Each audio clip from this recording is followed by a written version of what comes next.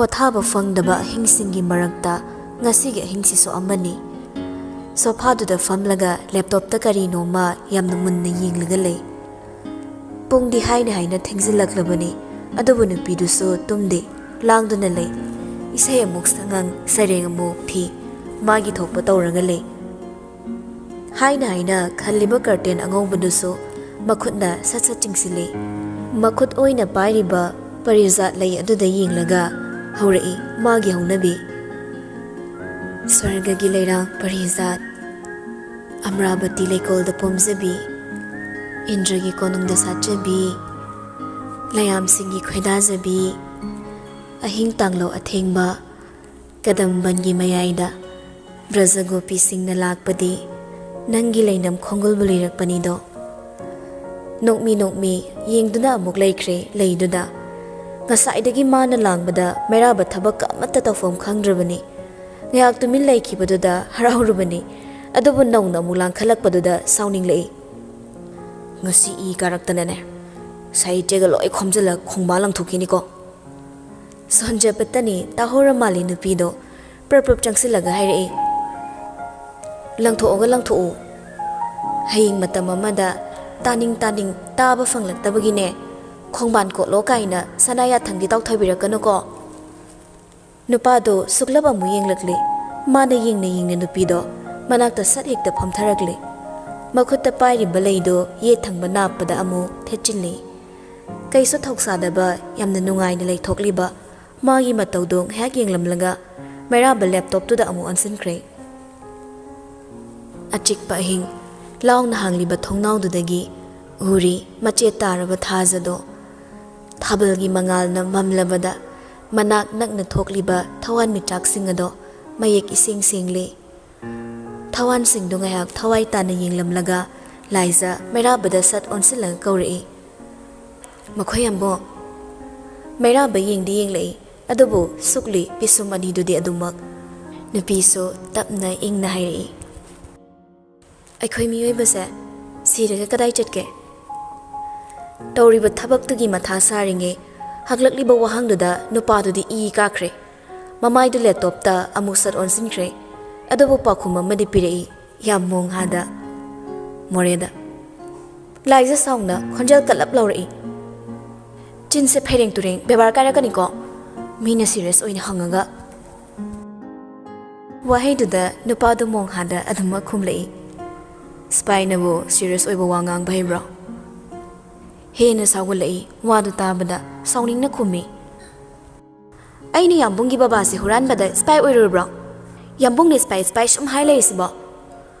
ꯈꯣꯟ ꯋꯥꯡꯈꯠꯂꯛꯄꯗꯨꯗ ꯅꯨꯄꯥꯗꯨ ꯌꯦꯡꯂꯛꯏ ꯁꯨꯛꯂꯒ, ꯊꯕꯛꯇꯤ ꯌꯦꯠꯂꯤ ꯍꯥꯏꯕꯒꯨꯝ꯫ ꯏꯪꯒꯤꯠꯇꯨꯗ ꯅꯨꯄꯤꯗꯣ ꯇꯨꯃꯤꯟꯅ ꯑꯃꯨꯛ ꯂꯩꯈ꯭ꯔꯦ, ꯒ꯭ꯌꯥꯟ ꯇꯥꯕꯤ ꯁꯥꯗꯨꯅ꯫ ꯍꯥꯟꯅꯒꯨꯝ ꯑꯃꯨꯛ ꯂꯩꯅꯈ꯭ꯔꯦ꯫ ꯉꯥꯏꯍꯥꯛ ꯁꯨꯝ ꯂꯩꯔꯝꯂꯒ ꯂꯥꯏꯖ ꯃꯀꯣꯛꯇꯣ ꯁꯣꯐꯥꯗꯨꯗ ꯇꯞꯅ ꯉꯥꯊꯩ꯫ ꯃꯁꯥꯗꯨ ꯃꯩꯔꯥꯕꯗ ꯑꯣꯟꯁꯤꯜꯂꯒ ꯅꯣꯛꯃꯤ ꯀꯧꯔꯛꯏ꯫ ꯅꯨꯡꯗꯨꯝꯅ ꯐꯕ꯭ꯔꯥ? ꯃꯔꯨꯚꯨꯃꯤꯅ ꯐꯕ꯭ꯔꯣ? ꯃꯩꯔꯥꯕ ꯈꯨꯝꯗꯦ, ꯃꯃꯤꯠ ꯇꯃꯛ ꯌꯦꯡꯂꯛꯏ ꯀꯔꯤꯅꯣ ꯍꯥꯏꯕꯒꯨꯝ꯫ ꯂꯥꯏꯖ ꯃꯀꯣꯛꯇꯨ ꯐꯠ ꯑꯃꯨꯛ ꯍꯥꯏꯒꯠꯂꯒ ꯍꯥꯏꯔꯛꯏ꯫ ꯃꯤꯒꯤꯗꯤ ꯃꯣꯏ ꯅꯨꯄꯥꯗꯣ ꯃꯕꯨꯛ ꯐꯃꯟꯗꯅ ꯑꯍꯤꯡꯒꯤ ꯏꯪꯂꯕ ꯊꯥꯕꯜ, ꯑꯌꯨꯛꯀꯤ ꯃꯦꯡꯂꯕ ꯀꯣꯔꯧ ꯀꯥꯏꯅ ꯁꯩꯊꯥꯅꯦ ꯍꯥꯏꯅꯩ꯫ ꯑꯩꯒꯤꯗꯤ ꯅꯨꯡꯗꯨꯝꯒꯨꯝꯕ ꯄ꯭ꯔꯣꯛ ꯁꯥꯅ ꯆꯥꯛꯊꯦꯛꯄ ꯃꯔꯨꯚꯨꯃꯤꯒꯨꯝꯕꯗ ꯑꯣꯏꯅ ꯁꯩꯊꯥꯒꯦ꯫ ꯍꯥꯏꯔꯛꯑꯣ, ꯃꯔꯨꯚꯨꯃꯤ ꯄꯥꯝꯕ꯭ꯔꯣ, ꯅꯨꯡꯗꯨꯝ ꯄꯥꯝꯕ꯭ꯔꯥ? ꯍꯟꯗꯛꯃꯨꯛꯇꯤ ꯅꯨꯄꯥꯗꯨ ꯁꯥꯎꯔꯛꯂꯦ, ꯁꯥꯎꯅ ꯈꯨꯝꯂꯛꯏ꯫ ꯅꯪ ꯆꯠꯀꯦ ꯍꯥꯏꯕ꯭ꯔꯣ? ꯑꯩ ꯆꯠꯂꯣ ꯍꯥꯏꯕ꯭ꯔꯥ? ꯁꯥꯎꯔꯤꯗꯨ ꯃꯋꯥ ꯂꯧꯕꯤꯕ ꯅꯠꯇꯦ, ꯅꯣꯛꯃꯤ ꯈꯨꯝꯂꯛꯏ꯫ ꯄꯨꯜꯂꯞ ꯂꯩꯔꯒ ꯑꯩꯒ꯭ꯌꯥꯁꯤꯒꯤ ꯃꯁꯨ ꯄꯤꯕꯒꯤ ꯋꯥ ꯈꯟꯅꯕꯅ ꯐꯔꯣꯏꯗ꯭ꯔꯣ ꯃꯈꯣꯏ ꯑꯝꯕꯣ? ꯅꯨꯄꯥꯗꯣ ꯑꯃꯨꯛꯁꯨ ꯈꯪꯄ꯭ꯔꯦ ꯈꯪꯂꯤ ꯋꯥꯍꯩꯗꯨꯗ, ꯁꯥꯎꯅꯤꯡꯕꯁꯨ ꯌꯥꯎꯔꯤ ꯀꯔꯦꯝꯅꯕ ꯃꯇꯧꯗꯨꯗ꯫ ꯃꯥꯒꯤ ꯍꯧꯅꯕ ꯄꯤꯁꯨꯝꯗꯣ ꯑꯔꯩꯀꯩ ꯁꯨꯛꯂꯒ ꯍꯥꯏꯔꯛꯏ꯫ ꯅꯪꯅ ꯏꯀꯥꯏꯕ ꯑꯁꯨꯛ ꯌꯥꯝ ꯈꯪꯗ꯭ꯔꯤꯁꯦ ꯀꯩꯒꯤꯅꯣ? ꯑꯩꯅ ꯏꯀꯥꯏꯒꯗꯕ ꯁꯔꯨꯛꯇꯣ ꯌꯥꯝꯕꯨꯡꯅ ꯂꯣꯏꯅ ꯏꯀꯥꯏꯕꯤꯈ꯭ꯔꯒ ꯍꯧꯖꯤꯛꯄꯨ ꯑꯩꯕꯨ ꯀꯅꯥꯗꯒꯤ ꯏꯀꯥꯏꯕ ꯋꯥꯔꯤꯁꯨ ꯍꯥꯏꯕꯅꯣ? ꯌꯥꯝꯕꯨꯡꯗꯒꯤ ꯋꯥꯏꯒꯦꯁꯨ ꯄꯤꯔꯛꯑꯣ ꯌꯥꯔꯣꯏ, ꯅꯕꯨꯛ ꯂꯤꯛꯄ ꯅꯤꯡꯊꯧꯅꯤꯅ꯫ ꯊꯧꯁꯥꯗ ꯈꯨꯝꯂꯛꯄꯅꯤ ꯄ꯭ꯔꯣꯛ ꯆꯥꯍꯟꯕ ꯃꯈꯩ꯫ ꯃꯩꯔꯥꯕ ꯁꯣꯔꯗꯣ ꯑꯃꯨꯛꯇꯪ ꯇꯞꯅ ꯍꯣꯟꯊꯔꯒ ꯃꯁꯥꯗꯣ ꯐꯥꯊꯈ꯭ꯔꯦ, ꯑꯗꯨꯒ ꯍꯣꯏ ꯃꯥꯏꯔꯝꯗ ꯊꯕꯛꯇ ꯑꯃꯨꯛ ꯑꯣꯟꯁꯤꯟꯈ꯭ꯔꯦ꯫ ꯃꯥꯅ ꯀꯥꯔꯟ ꯉꯥꯡꯂꯒ ꯅꯨꯄꯥꯗꯨꯅ ꯄꯤꯁꯨꯝ ꯁꯨꯛꯄꯁꯤ ꯑꯣꯏꯔꯦ ꯂꯥꯏꯖ ꯃꯥꯒꯤ ꯅꯨꯡꯉꯥꯏꯖꯕꯤ꯫ ꯑꯊꯦꯡꯕ ꯑꯍꯤꯡꯗꯨꯗ ꯀꯨꯝꯍꯩ ꯌꯦꯡꯅꯤꯡꯂꯛꯇꯨꯅ ꯂꯥꯏꯖꯗꯣ ꯅꯣꯛꯃꯤ ꯃꯩꯔꯥꯕꯒꯤ ꯅꯥꯛꯇ ꯆꯪꯁꯤꯜꯂꯛꯏ꯫ Aduk nakna changsilakpaduda Mairaba mihuldo mathong khangaktre Thamoi makhe langlabasu wakhalna phari yeknabani khudum channabu honaribani haiduna Adubu mana sum leiringai Laiza makhut machaduna Mairabagi makhutta tapna paisilai Adubu khangaudi nupado chumna leirambadagi paisilakliba Laizagi makhutto mana mu khangpai paisilaklaga masado Laizada onsilli nupidugi masado sophada namsilaga mana mathak thangi Laizagi maithong tamna nakna changsili Mikuf amada oikiba matawduda Laizda mamit arawbado hina lauthoklaga Mairabada tathak yenglei pakhatkum thakatkum sordo phuina holi magi matawdo hak munna yenglaga Mairaba tapna aise nupani Laiza ngakna taro Mairaba bu yenglaga nupini kaina haikrabo aina pakhumduda machindo haifet chiksilaga asawbu phathai sor macha ama fat hondoklaga nupiduda mu yenglei seduce tawna bhotnarakana tingkhang oina dum layo lerang oina bhotnagana wahaido loksin pham khangde adubu mana thokpa ama mo khumlei nokmi tawranga mi khuding maki punsi wari loina lerang khoimugi wari ne makhoi ambung ibani gi wari di khoimuga tingkhang gi oihange na ne lerang oining bagi wakhaldo nahana gi faf tawkhreda mana thokpa ma khumlakpaduda nupado gyan tadre masu khumi gyan mangna nangai sikidabra nupido noklei nokmi Mairabagi frit collar do makut anina samjillang hairi tingkhang nabu khoimu kigadra khoi nangna chikpagi chaina de hidak amana su hekta phan kiba yai adobo tingkhang aina yukraba mami thoba kanana satri phokne chaina oina leidoiba aina yuhandrabadi aina ngamdana yuni yuhaloi habade haigano yuba horaba tingkhang na aise kadai phawa yawna changsilaga yusigena khaliba tingkhang Laizana wakhal amada haiba wani adubo lon fauna dabana Mairabana maikai amada pukre magi wahaido taraga nokningdana noglei nokna nupiduda yenglaga hairi nason pikna matam ngayo tingkhang tumbong nangbu satlaga matek thudeklaga asakpa mainungda nangsilama mikopto yaudri fawba yuduna ngayo na amuksu noglei ahing mamino nokna khomlai itap tapna nokna thawai thazagi Mairabana wa ngangbada nganglibadugi makha sathaba yaba wa amatta khumlaktabana laijisi karamba mino khandokpada wazabani ona taina khumlaga ngangningba ngangba chimaldogi horakfum oiriba thamoyado karam toromgani haiba ngamde adum oinamak sawningli haidunasu langthokluba yadri maramdi laisabu phongni hek inthoklubada Mikup khuding magi asoiba thiriba mamai bemana fangkigadabada tanjasikidama khallaga pumnamak khanglibani yeknabana koisilaba khongphamsida yak sum leramlaga Mairaba masado tapna handokre toromliba thabakto makha satharamda laptop to khumjillaga phuk hagotuna thokre laijaso Mairabana china paisilambagi ngangli toromba khutto tapna nalaga chaina do khra to oirasu phana bone nokmi tawradana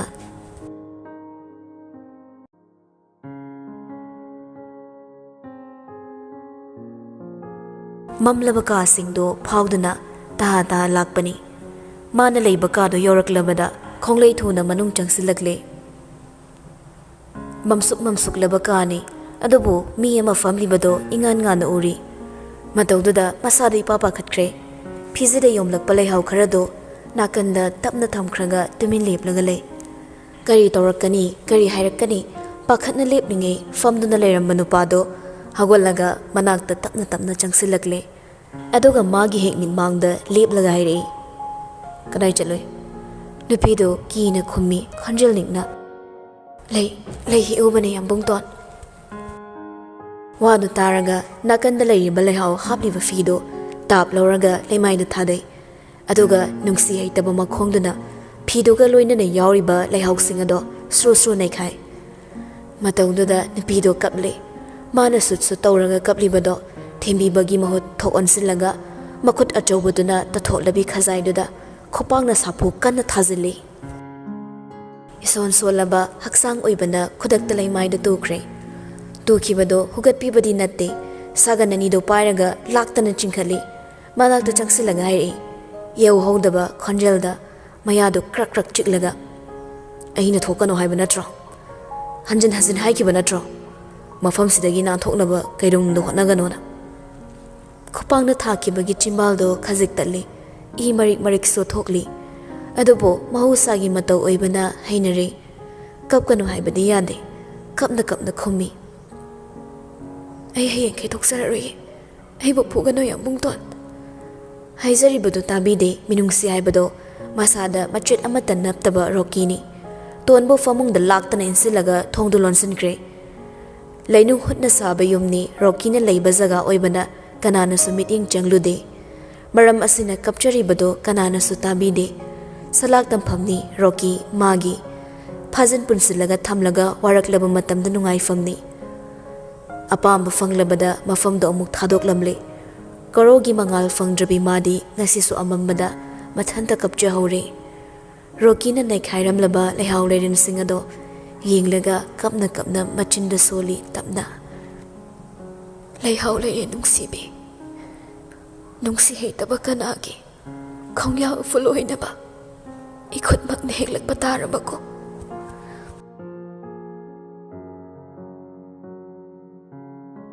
ngasi asini lining thosana mahi khubamgi jatra hongadaba numitto loina na Bhanumati na amuk handa konong thadokpa numit adusu tari pumna mangmit sudana silakpani manembu kuina lehaningdabana konongda ahalsingi oiba Brindaban khongchat ama sinjili Bhanumati chatlani tabada laijaso maboke wat apa yingba lakli phisingdo hapchin na so wari tawri wayam ama nganglaga Agyasi gi moong siko ay di ang pamjay ahal oirasu wal turga tawraga chatning mafam chatlaga neira tum leirisa ay su hayangwai tawdoini hana day sulam koy basi ang pami adoy su manihar laytamina pamna phangaroi khalambani ado hazikti ipuroi baning thawam layramina asa khara ure wahai du no ibano masu mi khummi chatkadabani lam koi bahairaga lang thokpa nungai thokpa khakta natedo wakhal loksing kaya su phangi mirak tinba mapan thoktuna mi na hingdari ba sangsar kaya yengluba madu su punsigi mahau amani do wakhala mamuk lakla male phi hapchin lama makhutu satlep langa mamituna banu da yenglaga hairi aduga ko aiga sia yambung ni mirak tilasu pharga dum tai ahan ba thengna badadi khara phaki gum tawbani ado madi pura bet oirame Bhanumati nokpodo taptharaga hanglei isuda thina tawbrane mana adum hanglakpada karisu khandaba saraga nokthoklaga khummi tawdeda aina pangangang bani mana fana semdoknaba honarabasu Bhanumati apangba nupi nate laisana karisu haidringe nungda lairiba wari pumnama khangma ngamkhrabani mana ngyak tumin leiringe laisa wa onthoklaga makha tarai ayase nangse laisu yam ningba male hada mukti Banu famlambadagi tapna hogalaklaga laisagi nakta changsilakle pakhumdu hekpide changsilaga nena tana phamli aduga laisana hapchinleba phising ado mas yauna hapchilakle hapchin laisatadi yengda khumi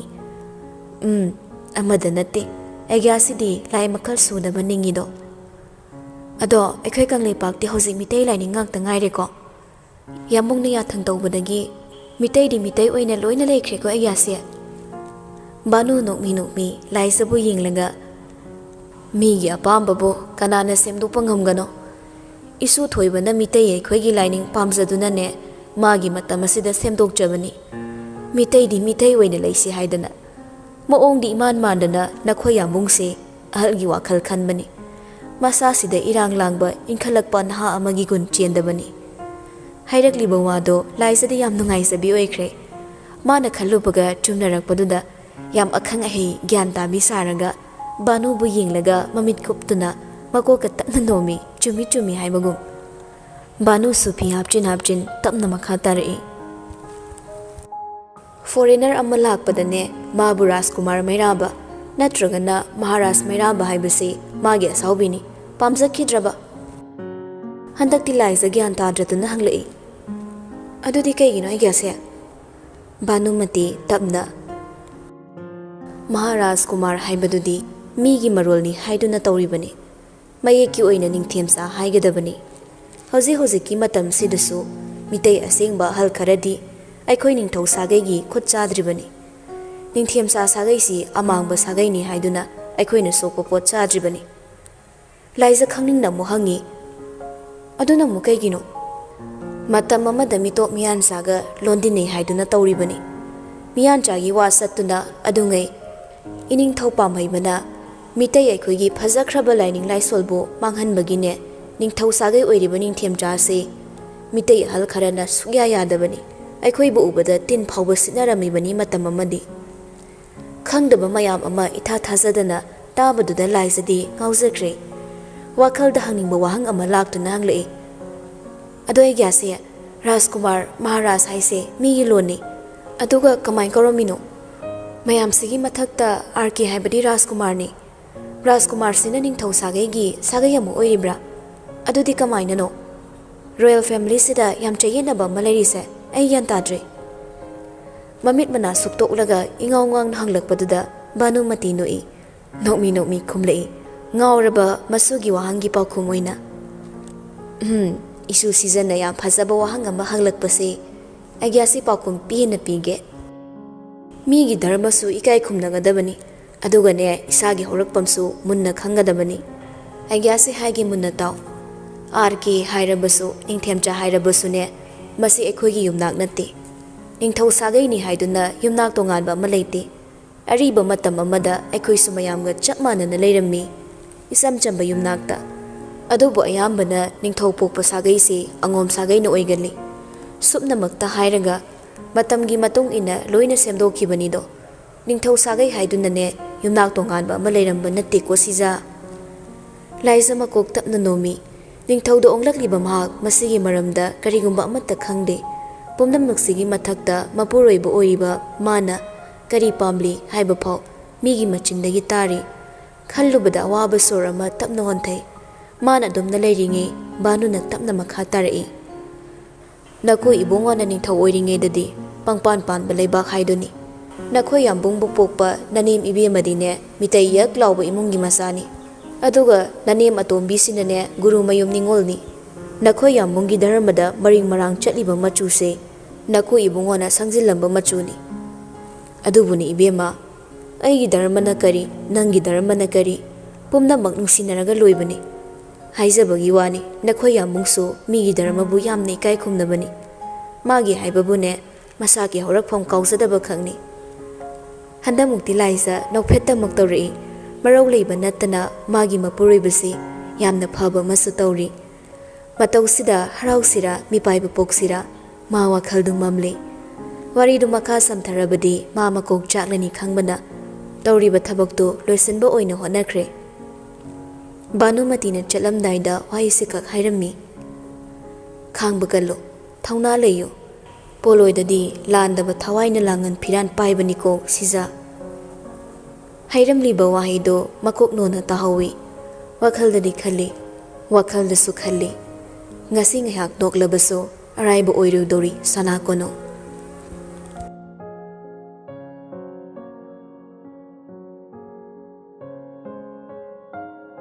numit khara leksilakpa matamda mayamdu mahai mai langkhannarai merabana jatra honba chatlamdai oirakpana sem sanaribani loina ngasidi laijisu yawgadori matai manau ani chatkadaba oibana gari hena sinlangli nupa nupi ani dusu marai yena loisili mahosagi matawgum laisana khoilang langi mana langbado meraban amuk sawi sauriba nupaduda onsilaga amuk noksili koitan tanaraga nupadugi taido mana hek pulli yaurugadaba khak oibana phaizom pumyat sete chamchamna suttawduna chatpani uchin nachin loisin balureduna mahi gari thawduknakre maira balaiza ani tongliba gari duna royal house tagi hek thawdokhibaga building matonda leptana yenglamba mitsuda makhutta pairiba fondo nakongda fat thangziladuna kamai tore kunjona fondagi angangda loina sinajakrabani chatkibadani yaroi halakpada pangthonaba cheksina sinabani ꯃꯈꯣꯏꯒꯤꯗꯣ party ꯑꯃꯁꯨ ꯁꯤꯜꯂꯤꯕ ꯃꯥꯜꯂꯤ ꯃꯗꯨ attend ꯇꯧꯔꯤꯉꯩ break ꯊꯥꯗꯠꯄꯒꯤ ꯃꯇꯝꯁꯨ ꯐꯪꯅꯕ ꯍꯜꯂꯛꯄꯗ ꯑꯣꯏꯅ ꯄꯥꯡꯊꯣꯛꯅꯕ ꯍꯥꯏꯕꯅꯤ ꯋꯥꯗꯨ ꯇꯥꯔꯒ ꯃꯤꯠꯁꯨꯗ ꯅꯣꯛꯐꯦꯠ ꯇꯧꯏ ꯃꯥꯒꯤ ꯅꯤꯡꯕ ꯊꯨꯡꯂꯅꯤ ꯍꯥꯏꯕꯒꯤ ꯃꯇꯥꯒꯨꯝ ꯂꯥꯏꯁꯪ ꯁꯥꯒꯗꯧꯔꯤꯕ ꯃꯐꯝꯗꯨ ꯌꯧꯔꯦ ꯍꯦꯛ ꯎꯕꯗ ꯈꯪꯉꯤ ꯌꯥꯝꯅ ꯆꯥꯎꯅ ꯃꯑꯣꯡ ꯇꯥꯅ ꯁꯥꯒꯗꯧꯔꯤ ꯂꯥꯏꯁꯪꯗꯨꯒꯤ ꯑꯀꯣꯏꯕꯗ ꯎ ꯋꯥ ꯍꯩꯔꯥꯡ ꯂꯩꯔꯥꯡ ꯀꯌꯥ ꯊꯥꯒꯗꯕꯒꯤ ꯃꯃꯤꯁꯨ ꯎꯔꯤ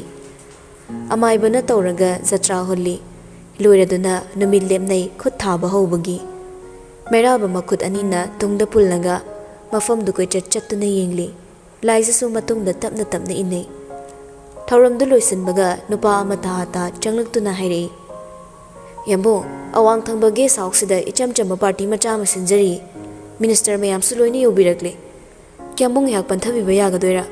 ꯆꯨꯝꯅꯇ ꯄꯥꯔꯇꯤ ꯍꯥꯏꯖꯕꯅꯤ ꯌꯥꯝꯅ ꯆꯝꯅ ꯃꯌꯥꯝ ꯄꯨꯟꯒꯗꯕ ꯈꯛꯇꯅꯤ ꯅꯨꯄꯥꯗꯨꯒꯤ ꯄꯥꯎꯈꯨꯝ ꯄꯤꯗ꯭ꯔꯤꯉꯩ ꯃꯩꯔꯥꯕ ꯃꯁꯥꯗꯨ ꯂꯩꯗꯨꯅ ꯂꯥꯏꯖꯗ ꯌꯦꯡꯂꯛꯏ ꯅꯨꯄꯤꯗꯨꯁꯨ ꯀꯔꯤꯅꯣ ꯍꯥꯏꯕꯒꯨꯝ ꯄꯤꯁꯨꯝꯗꯨ ꯁꯠ ꯏꯟꯈꯠꯂꯤ ꯃꯩꯔꯥꯕ ꯈꯨꯝꯂꯝꯗꯦ ꯅꯨꯄꯥꯗꯨꯗ ꯑꯣꯟꯁꯤꯜꯂꯒ ꯉꯥꯏꯍꯥꯛ ꯆꯪꯂꯛꯄ ꯇꯥꯔꯦꯗꯅ ꯋꯥꯍꯩꯗꯨꯒ ꯂꯣꯏꯅꯅ ꯑꯅꯤꯗꯨ ꯒꯦꯁ ꯍꯥꯎꯁ ꯑꯗꯣꯝꯗ ꯂꯥꯛꯂꯦ ꯍꯦꯛ ꯆꯪꯂꯛꯄꯒ ꯇꯤꯜꯂꯝꯕ ꯃꯤꯌꯥꯝꯗꯣ ꯑꯃꯨꯛꯇꯪ ꯀꯣꯌꯦꯡ ꯌꯦꯡꯉꯤ ꯑꯍꯜ ꯎꯗꯦ ꯅꯍꯥꯁꯤꯡ ꯈꯛꯇꯃꯛ ꯑꯣꯏꯅ ꯎꯔꯤ ꯑꯍꯜ ꯍꯥꯏꯕꯕꯨ ꯊꯤꯀꯥꯗꯔ ꯈꯔ ꯃꯗꯨ ꯃꯉꯥꯏꯔꯦ ꯂꯥꯏꯖꯅ ꯑꯃꯨꯛ ꯌꯦꯡꯂꯛꯄꯗ ꯂꯥꯞꯇꯛꯅ ꯃꯈꯣꯏꯔꯣꯝꯗ ꯌꯦꯡꯂꯒ ꯆꯪꯉꯛꯂꯤꯕ ꯂꯤꯟꯗꯥꯗ ꯃꯤꯠꯌꯦꯡ ꯍꯦꯛ ꯇꯥꯔꯨꯏ ꯈꯪꯍꯧꯗꯦ ꯃꯁꯥꯐꯥꯎ ꯈꯪꯍꯧꯗꯦ ꯃꯈꯨꯠꯅ ꯀꯣꯟꯗꯨꯅ ꯂꯩꯔꯤꯕ ꯃꯩꯔꯥꯕꯒꯤ ꯈꯨꯗꯥꯡꯗꯣ ꯍꯦꯟꯅ ꯆꯦꯠꯅ ꯀꯣꯟꯁꯤꯜꯂꯤ ꯇꯞꯅ ꯄꯣꯃꯛꯈꯩ ꯃꯔꯣꯜ ꯂꯣꯟꯕ ꯃꯇꯧꯅꯤ ꯂꯤꯟꯗꯥ ꯎꯕꯗ ꯆꯪꯁꯤꯟꯒꯦ ꯇꯧꯔꯝꯕ ꯃꯩꯔꯥꯕꯁꯨ ꯃꯁꯥ ꯆꯞ ꯂꯦꯞꯈ꯭ꯔꯦ ꯑꯗꯨꯕꯨ ꯁꯣꯔꯗꯣ ꯑꯃꯨꯛꯇꯪ ꯁꯥꯡꯅ ꯆꯤꯡꯂꯒ ꯍꯣꯟꯗꯣꯛꯂꯦ ꯎꯄꯥꯏ ꯂꯩꯇ꯭ꯔꯦ ꯍꯥꯏꯕꯒꯨꯝ ꯍꯥꯏꯅ ꯂꯤꯟꯗꯥ ꯌꯧꯁꯤꯜꯂꯛꯂꯦ ꯅꯣꯛꯂꯗꯨꯅ ꯀꯧꯔꯛꯏ ꯃꯅꯥꯛ ꯌꯧꯗ꯭ꯔꯤꯉꯩ ꯌꯥꯝꯅ ꯅꯨꯡꯁꯤꯅ ꯌꯥꯝꯕꯣ ꯌꯥꯍꯧ ꯌꯥꯝ ꯊꯦꯡꯉꯤꯅ ꯂꯥꯏꯖꯁꯨ ꯀꯧꯗ꯭ꯔꯗꯤ ꯐꯖꯗ꯭ꯔꯦ ꯈꯟꯒꯨꯝ ꯌꯥꯎꯗ ꯌꯥꯗ ꯃꯅꯤꯡꯗ ꯅꯞꯄꯤ ꯏꯅꯝꯃꯁꯨ ꯂꯥꯏꯖ ꯅꯣꯛꯁꯤꯟꯅꯩ ꯃꯩꯔꯥꯕꯅ ꯑꯣꯏꯅ ꯈꯨꯝꯃꯤ ꯈꯔ ꯊꯦꯡꯈ꯭ꯔꯦ ꯊꯕꯛꯀꯤ ꯋꯥꯔꯤ ꯁꯥꯗꯨꯅ ꯄꯨꯊꯣꯛꯂꯒ ꯃꯥꯒ ꯂꯩꯒꯦ ꯈꯜꯂꯨꯕꯅꯤ ꯑꯗꯨꯕꯨ ꯂꯥꯏꯖꯅ ꯀꯣꯜꯂꯤꯕ ꯃꯑꯣꯡꯗꯨ ꯎꯕꯗ ꯂꯤꯟꯗꯥ ꯈꯧꯇꯛ ꯆꯥꯔꯦ ꯃꯈꯨꯠꯅ ꯄꯥꯏꯔꯤꯕ ꯍꯩ ꯃꯍꯤꯗꯨ ꯇꯞꯅ ꯇꯞꯅ ꯍꯥꯏꯔꯒ ꯋꯥꯗꯨ ꯃꯈꯥ ꯇꯥꯔꯛꯏ ꯑꯗꯨꯗꯤ ꯌꯥꯝꯕꯣ ꯂꯦꯡꯁꯤꯟꯕꯤꯔꯣ ꯕꯕꯥꯁꯨ ꯃꯁꯥ ꯉꯝꯗ꯭ꯔꯦꯅ ꯂꯩꯍꯧꯔꯦ ꯑꯗꯨꯅ ꯃꯌꯥꯝꯁꯦ ꯑꯩꯅ ꯑꯣꯏꯅ ꯑꯣꯛꯅꯔꯨꯕ ꯇꯥꯔꯦ ꯃꯩꯔꯥꯕ ꯈꯨꯝꯗꯦ ꯅꯣꯛꯐꯦꯠꯇꯃꯛ ꯇꯧꯔꯛꯏ ꯂꯤꯟꯗꯥꯁꯨ ꯂꯥꯏꯖꯗ ꯍꯥꯏꯐꯦꯠ ꯌꯦꯡꯂꯝꯂꯒ ꯆꯠꯈ꯭ꯔꯦ ꯅꯨꯄꯤꯗꯨꯁꯨ ꯂꯤꯟꯗꯥ ꯆꯠꯈꯤꯕꯗꯨ ꯇꯥꯟꯅꯗꯨꯅ ꯌꯦꯡꯂꯒ ꯃꯃꯥꯏ ꯑꯃꯨꯛ ꯁꯠ ꯑꯣꯟꯁꯤꯜꯂꯛꯇꯨꯅ ꯃꯨꯔꯨꯝ ꯁꯣꯜꯂꯤ ꯀꯩ ꯀꯥꯟꯗꯕꯗ ꯑꯔꯤꯕꯤ ꯃꯥꯅ ꯏꯔꯥꯡ ꯇꯧ ꯁꯥꯔꯗꯅ ꯃꯌꯨꯝ ꯀꯣꯛ ꯄꯥꯟꯒꯦ ꯍꯥꯏꯗꯅ ꯅꯨꯄꯤ ꯂꯩꯕ ꯅꯨꯄꯥꯗ ꯏꯪꯒꯤꯠ ꯇꯧꯗꯅ ꯁꯤꯅꯤ ꯍꯦꯛ ꯑꯔꯦꯝꯕꯗ ꯍꯧꯖꯤꯛ ꯃꯇꯝꯁꯦ ꯂꯩꯁꯥꯕꯤ ꯇꯧꯉꯝꯃꯤꯅ ꯄ꯭ꯔꯦꯛ ꯄ꯭ꯔꯦꯛ ꯁꯧꯔꯦ ꯄꯥꯈꯪꯒ ꯂꯩꯖꯗ꯭ꯔꯥ ꯈꯪꯗꯦꯅꯦ ꯉꯥꯡꯅ ꯌꯦꯡꯂꯛꯄꯗ ꯃꯩꯔꯥꯕꯅ ꯃꯥꯕꯨ ꯁꯨꯛꯂꯒ ꯌꯦꯡꯂꯝꯕꯗ ꯎꯕꯗ ꯆꯞ ꯂꯦꯞꯄꯤ ꯅꯣꯛꯁꯤꯟꯅꯩ ꯉꯥꯏꯍꯥꯛꯇꯪꯗꯨꯗ ꯀꯗꯥꯏꯗꯒꯤ ꯍꯨꯝꯖꯤꯜꯂꯛꯄ ꯃꯤꯅꯣꯛꯅꯣ ꯑꯃ ꯅꯨꯄꯥꯗꯨꯅ ꯄꯤꯁꯨꯝ ꯁꯨꯛꯂꯤꯗꯣ ꯃꯨꯟꯅ ꯌꯦꯡꯂꯒ ꯃꯨꯁꯨꯛ ꯃꯨꯅ ꯀꯨꯡꯅ ꯍꯧꯕ ꯄꯤꯁꯨꯝꯅꯤ ꯅꯨꯄꯥ ꯃꯥꯅ ꯏꯀꯣꯏ ꯀꯣꯏꯅ ꯐꯖꯕ ꯄꯤꯁꯨꯝꯅꯤ ꯏꯃꯨ ꯃꯨꯕ ꯃꯃꯤꯠꯇꯨꯒ ꯄꯥꯅꯅ ꯁꯨꯛꯂ ꯌꯦꯡꯂꯛꯄꯗꯣ ꯋꯥꯔꯧꯕꯗꯤ ꯂꯥꯏꯈ꯭ꯔꯦ ꯂꯥꯏꯖꯒꯤ ꯊꯃꯣꯏꯕꯨ ꯈꯨꯠ ꯁꯝꯂꯒ ꯕꯁꯟꯇ ꯔꯤꯇꯨꯗ ꯊꯤꯟꯕꯤꯕꯒ ꯆꯞ ꯃꯥꯟꯅꯈ꯭ꯔꯦ ꯑꯅꯤꯗꯨ ꯇꯦꯕꯜ ꯑꯃꯗ ꯆꯪꯁꯤꯜꯂꯒ ꯐꯝꯂꯔꯦ ꯁꯤꯜꯂꯤꯕ ꯃꯤꯁꯤꯡꯗꯨꯅ VIPꯒꯤ ꯇꯣꯉꯥꯟꯕ ꯃꯐꯝꯗꯨꯗ ꯂꯩꯅꯕ ꯀꯟꯅ ꯍꯥꯏꯕꯅꯤ ꯑꯗꯨꯕꯨ ꯃꯩꯔꯥꯕꯅ ꯌꯥꯗ꯭ꯔꯗꯨꯅ ꯃꯌꯥꯝ ꯐꯝꯂꯤꯕ ꯑꯗꯣꯝꯗ ꯌꯥꯎꯔꯦ ꯏꯆꯝ ꯆꯝꯕ ꯄꯥꯔꯇꯤꯅꯤ ꯑꯗꯨꯕꯨ ꯁ꯭ꯇꯦꯖ ꯃꯊꯛꯇꯨꯗ ꯅꯥꯠꯀꯤ ꯄꯤꯁꯣꯜ ꯁꯦꯠꯂꯒ ꯅꯨꯡꯁꯤꯕ ꯏꯁꯩ ꯁꯛꯂꯤ ꯃꯈꯣꯏꯅ ꯐꯝꯂꯤꯕꯗꯨ ꯊꯣꯡꯖꯤꯟ ꯋꯥꯏꯗꯅꯤ ꯃꯌꯥꯝꯗꯒꯤ ꯂꯥꯞꯇꯛꯅ ꯂꯥꯏꯖꯗꯤ ꯑꯗꯨꯒꯨꯝꯕꯗꯣ ꯑꯃꯨꯛꯇ ꯎꯖꯗ꯭ꯔꯤꯕꯅ ꯇꯤꯡꯉꯛ ꯌꯦꯡꯉꯤ ꯑꯀꯣꯏꯕꯗꯨ ꯌꯦꯡꯅ ꯃꯩꯔꯥꯕꯗ ꯑꯃꯨꯛ ꯑꯣꯟꯁꯤꯜꯂꯛꯏ ꯌꯥꯝꯕꯣ ꯃꯣꯏꯅ ꯏꯁꯩ ꯁꯛꯂꯤꯁꯦ ꯑꯩꯁꯨ ꯁꯛꯀꯦ ꯍꯥꯏꯕ ꯌꯥꯒꯗ꯭ꯔꯥ ꯏꯁꯤꯡ ꯊꯛꯀꯦ ꯍꯥꯏꯗꯨꯅ ꯒ꯭ꯂꯥꯁ ꯊꯥꯡꯒꯠꯂꯝꯕ ꯅꯨꯄꯥꯗꯣ ꯅꯝꯗꯅ ꯍꯦꯛ ꯊꯛꯍꯟꯗ꯭ꯔꯦ ꯒ꯭ꯂꯥꯁꯇꯨ ꯊꯝꯂꯒ ꯍꯥꯏꯔꯛꯏ ꯑꯉꯥꯎꯕ ꯃꯄꯥꯟ ꯊꯣꯔꯛꯀꯅꯨ ꯁꯥꯎꯔꯤꯕ ꯍꯥꯏꯗꯨ ꯑꯣꯏꯔ ꯃꯥꯜꯂꯤ ꯃꯃꯤꯠꯇꯨ ꯐꯩꯖꯩ ꯌꯦꯡꯁꯤꯜꯂꯛꯏ ꯑꯗꯨꯒ ꯍꯥꯏꯔꯛꯏ ꯌꯥꯝ ꯁꯥꯎꯅꯤꯡꯅ ꯅꯪꯁꯦ ꯌꯥꯝ ꯐꯠꯇꯕ ꯅꯨꯄꯥ ꯑꯃ ꯑꯣꯏꯔꯝꯃꯤ ꯑꯩꯗꯤ ꯈꯪꯉꯨꯗ꯭ꯔꯦ ꯃꯩꯔꯥꯕ ꯂꯥꯏꯖꯗ ꯌꯦꯡꯂꯛꯏ ꯃꯣꯡꯍꯥꯗ ꯌꯦꯡꯂꯒ ꯍꯥꯏꯔꯛꯏ ꯑꯩꯅ ꯁꯥꯎꯔꯛꯄꯗꯨꯔꯣ ꯅꯪꯅ ꯄꯥꯝꯃꯤꯁꯦ ꯂꯥꯏꯖ ꯅꯣꯛꯃꯤ ꯇꯞꯅ ꯅꯨꯡꯁꯤ ꯋꯥꯔꯤ ꯁꯥꯕ ꯄꯥꯝꯃꯤ ꯅꯨꯡꯁꯤ ꯑꯝꯇ ꯍꯥꯏꯔꯛꯑꯣ ꯄꯛꯆꯕ꯭ꯔꯥ ꯌꯦꯡꯒꯤ ꯃꯤꯌꯥꯝꯕꯨꯡ ꯅꯪꯕꯣ ꯋꯥꯍꯩꯗꯨꯅ ꯄꯦꯟꯈ꯭ꯔꯦ ꯃꯈꯨꯠꯇꯣ ꯐꯠ ꯊꯥꯡꯒꯠꯂꯒ ꯈꯨꯠꯆꯣꯏꯗꯨꯅ ꯃꯔꯥꯏꯕꯛꯇꯨꯗ ꯇꯛꯂꯒ ꯂꯩ ꯁꯥꯊꯤꯔꯞ ꯇꯧꯅ ꯔꯥꯁꯤ ꯂꯩꯕ ꯃꯇꯧꯗꯨꯗꯅꯤ ꯉꯥꯎꯖꯔꯤꯕ ꯁꯥꯡꯇꯛ ꯇꯧꯕ ꯅꯨꯄꯥꯗꯨꯒꯤ ꯈꯨꯠꯁꯥꯗꯨꯐꯥꯎ ꯍꯦꯛ ꯅꯨꯡꯁꯤ ꯇꯥꯟꯖꯥꯗꯨꯗ ꯆꯥꯅꯕꯁꯨ ꯄꯨꯊꯣꯔꯛꯂꯦ ꯅꯤꯡꯊꯧꯒꯤꯅꯤ ꯍꯥꯏꯕꯅꯔ ꯂꯩꯔꯤꯕ ꯃꯌꯥꯝꯗꯨꯗꯒꯤ ꯍꯦꯟꯅꯁꯨ ꯅꯥꯟꯅ ꯏꯍꯥꯟ ꯍꯥꯟꯅ ꯄꯨꯊꯣꯔꯛꯂꯦ꯫ ꯄ꯭ꯂꯦꯠ ꯃꯌꯥꯏ ꯑꯣꯏꯔꯞ ꯆꯥꯎꯕ ꯑꯃꯗ ꯍꯥꯞꯂꯤꯕ ꯀꯦꯛ ꯄꯤꯁꯇꯨ ꯍꯥꯟꯅ ꯂꯥꯝꯃꯤ ꯂꯥꯏꯖꯥ꯫ ꯂꯩꯔꯤꯕ ꯀꯅꯥ ꯍꯟꯅ ꯌꯦꯡꯗꯦ, ꯁ꯭ꯄꯨꯟ ꯑꯃ ꯄꯥꯏꯔꯒ ꯆꯥꯕ ꯍꯧꯈ꯭ꯔꯦ꯫ ꯃꯩꯔꯥꯕꯗꯤ ꯄꯨꯊꯣꯔꯛꯄ ꯄꯣꯠ ꯑꯃꯐꯥꯎ ꯆꯥꯗꯦ, ꯃꯥꯒꯤ ꯍꯥꯏꯕꯕꯨ ꯏꯁꯤꯡ ꯊꯛꯂꯤꯕꯗꯨꯅꯤ꯫